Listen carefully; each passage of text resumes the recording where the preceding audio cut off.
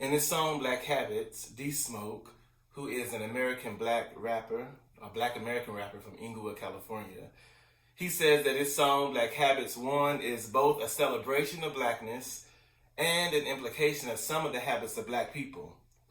D Smoke says that his song Black Habits 1 summarizes the whole journey of black folks. It speaks to the duality of black life. In the first verse alone, D Smoke gives nods to Prince, Jimi Hendrix, Stevie Wonder, Afeni Shakur, Tupac, and Nina Simone. Black people, black artists, and black people whose music and lives speak to the black experience in the United States. These artists that he names, they not only have an impact on black people, but Prince, Hendrix, Stevie Wonder, Tupac, Nina Simone, we know these names. These artists, they have impacted the world and many generations, many cultures, many races. We know this to be true, that our creativity, the creativity of black people, gives voice and expression not only to the black experience, but to the human experience. Black habits, y'all. D Smoke ends this first verse by saying, if you swung back when faced with a challenge that's meant to break you and balance scales, you ain't average. Now throw your hands up on 3. Go on and put them up for black habits. We know this to be true too, that being resilient and overcoming challenges, throwing our hands up in praise and to party is a black habit. Now in the chorus, D Smoke and his mama Jackie, he put his mama on the song, y'all. His mama Jackie, they proclaim black magic, black excellence, black habits, this black medicine, everything black, chucks, black tucks, everything black, black hug, black love, everything. Praise black Jesus, play black Moses, give them flowers while they're still here, black roses, everything black, tie, black ride, everything. Everything black, pride, black lives, everything. Now for many people, chucks and tucks don't go together. D Smoke says, it may be fashionable, it may not be fashionable for some, but D Smoke states that even this idea of black tucks and the black chucks represent duality. Duality, black folks in America know and understand duality. Now, clearly I'm not a fashion expert. If you know me, you know that I'm not a fashion expert. But I think that it's common knowledge that black people set fashion trends, particularly black women who are often characterized as hood and ghetto. Those are the folks who set the creative expressions. Their creative expressions are often stolen by mainstream people and repackaged. So we know this to be true, that setting trends is also, you get it, a black habit. Now I promise you I won't quote the whole song. It's probably like copyright violations, but I do want to lift up these words from verse 3. D Smoke says, I feel divine, it came on time, God never changes.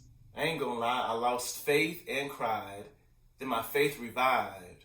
And as soon as I let go and surrendered to him my talents, this young king took off like go-go gadget.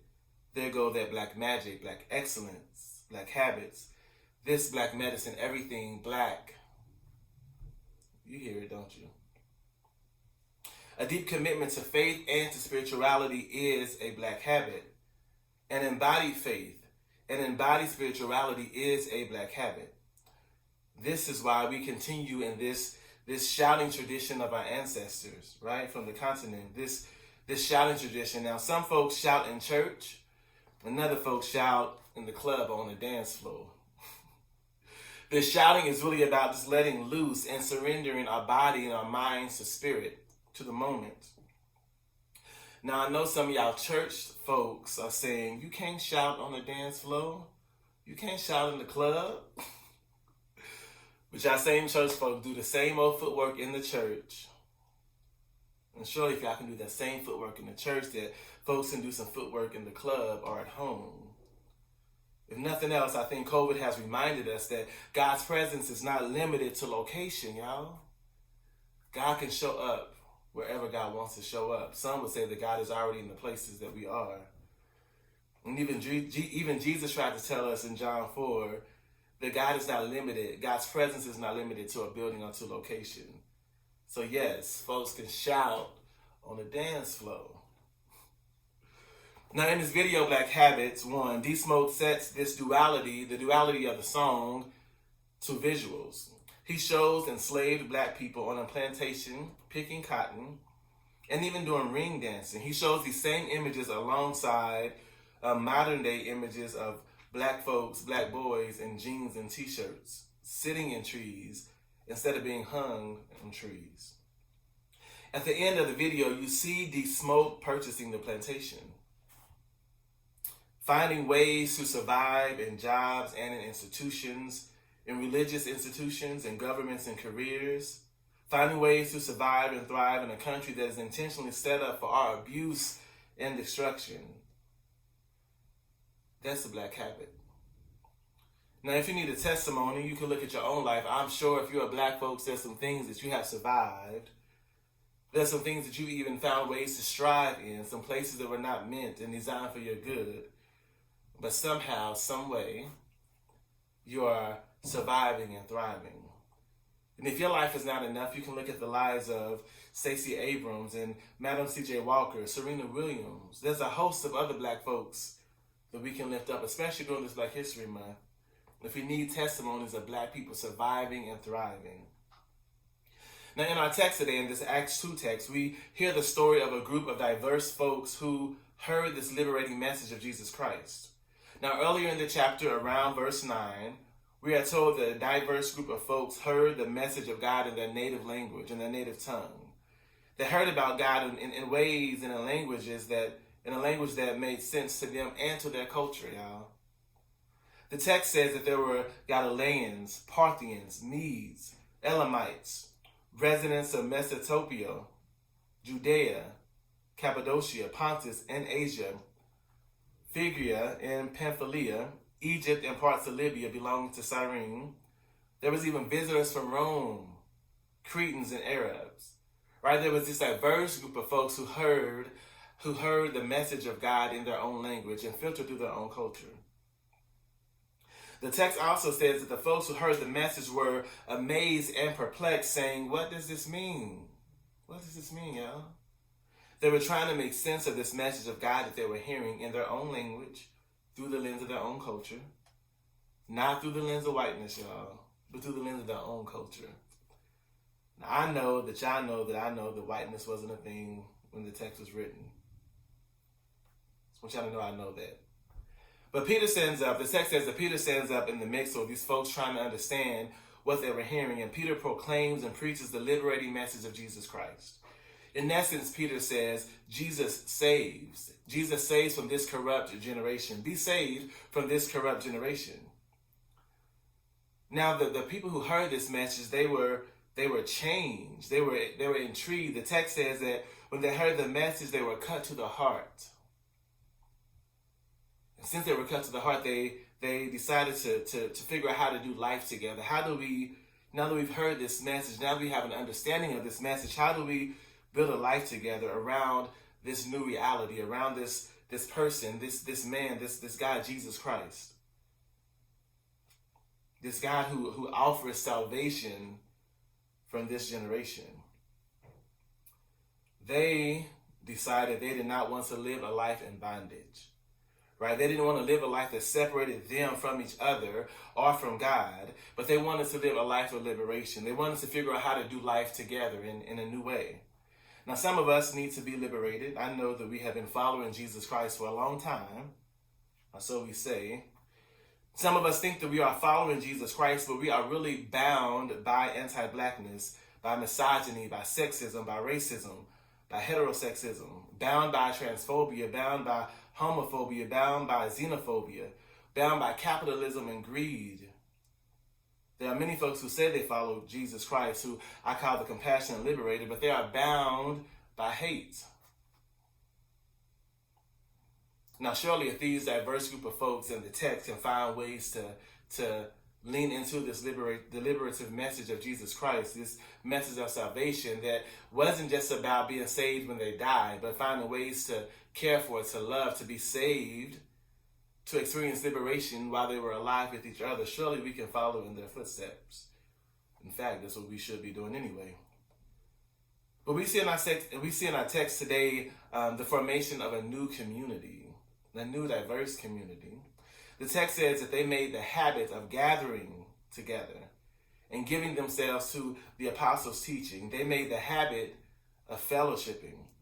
They made the habit of breaking bread and eating together, having a communion meal, remembering the life, the death, the burial, the resurrection of Jesus Christ. The text says that they even sold some of their possessions and their goods and distributed the proceeds to anybody who had need. That sounds like some communal liberation to me. Now, I know the text doesn't say that they were organizing, right? They wasn't organizing, against the powers, but they made sure that they had what they need. They made sure that those in their community did not go without. That feels liberatory to me. Now, to me, this also sounds like the black church and black people at their best. We all know there's folks in our family who would give anything they have to other folks in the family, or even outside of the family. There are always somebody in the community. There's a mother in the community, a grandmother in the community, an auntie, an uncle, or somebody who gives, who makes sure that folks have what they need. Sounds like some black habits to me. Like I said, it sounds like the black church at its best. Now, I won't critique the black church too much in this particular video, but we can do without the sexism and the heterosexism and homophobia, right? But this idea of making sure that folks had a place where their physical, spiritual, emotional, mental needs were met, had a place where they can be seen for who they are, that's the best of the black church to me. That sounds like the text we're reading about today. So this model that we find in Acts 2 and 42, it sounds like a model for us today. This habit of loving instruction, of being taught and being discipled, this habit of fellowship, of gathering together to have a good time, y'all, to pray and to party. This habit of praying with and for each other, to develop a habit of liberation that we see and know each other, we see and know folks in our community, and we know what they have need of, and we are willing to sacrifice, right, to make sure that all of us are well. Now, the good news is that we don't have to do this. The good news is that we can do this way. We can live this way in a way that is anti-oppressionist, in a way that does not oppress anybody in our community, and it takes work. I'm not saying it's something that is easily done, but the text at least gives us an idea. It gives us something to aim for. Now later on in the book of Acts, we see that some folks lied about selling their stuff. Right? They sold their stuff and then give it to the community. Right? We also read stories about some widows in a particular culture who were not getting the daily rations or the daily food. So it doesn't mean that it's perfect. It doesn't mean that the work is perfect. It means that people are dedicated and committed to the work, committed to community.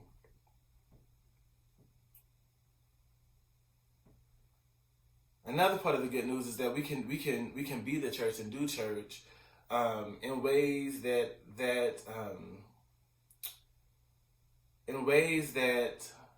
are true to our culture, right? That we don't have to throw our culture away to follow Jesus Christ. That Jesus is alive, and we understand Jesus through the lens of our culture. Right, that we can reclaim Black and African and indigenous religious traditions and practices. It's okay to do that. We don't have to do church through a white lens or a white gaze. That we can figure out, what is God doing in our community? How is Jesus the compassionate liberator in our community, in our culture? And we have the freedom, we have the right to do that work. We can do this in community and with community. We can do this knowing that God looks upon our black skin with joy and with delight. We can do this work with the wisdom of our ancestors. There are folks in our traditions who have built community, who have followed Jesus and understood Jesus as one who liberates, not only in the thereafter, but in the now, here, now on earth. We can do this work with the wisdom of those ancestors. We must do this work to carry on the tradition of those who come before us. We must do this work so that for the folks that are after us, right? For the generation that is to come, that they know that there are a community of folks who love Jesus Christ, who love being black, who love being queer, who love being women, whatever your identity is, not seeing your identity as something that separates you from God, but understanding however God created you and made you, to use that as an expression and praise unto God. We have an obligation to be compassionate liberators, the same way in which Jesus is a compassionate liberator. We have an obligation, y'all, to establish some black habits. One thing I appreciate about this D-Smoke Black Habit song is that it's not just all the good stuff, right? You know, church, if you've been around church so long, you can play holy, whatever that means to you. You can play like you have it together, but the reality is we are human. We have these human lives, right? We are both spiritual and fleshly, and we have to figure out how to work that out, how to navigate that here. But we invite you, I invite you, to figure that thing out, to journey with us, Communion Christian Church Disciples of Christ, as we figure that out, as we develop habits. Yes, some will be black habits because there are black folks in our congregation, there are black folks in this community. But as we develop these habits of what it means to be in fellowship, what it means to understand the teachings of Jesus Christ for our time and our place and our location, what does it mean to come together for prayers, to build a relationship with a community of folks where you can be honest about what's going on in your life and what's going on in the lives of your family members for the prayers and for service. So we invite you to join us, to be with us as we develop some habits, the habit of following Jesus Christ.